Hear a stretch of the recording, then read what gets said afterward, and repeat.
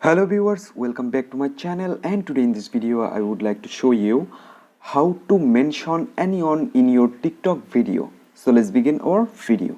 So first of all, you need to open your TikTok application and then click on the plus icon at the middle. Now you can take a video like that. You just take a video. Okay, after that you can see at the right side there have a option sticker. So select on sticker, and now you can see there have a option mention. Select on mention, and now type the ID here like that. I type. You can add any ID and you can replace it anywhere, and then select on next. Now you can type something here, or if you don't want, no need to type something, and then tap on post. Just go on your profile and you can see,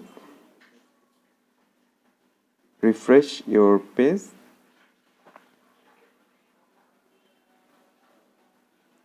Your video is not updated already, uploaded, so you just need to wait, and after that you can see your video already uploaded on your TikTok.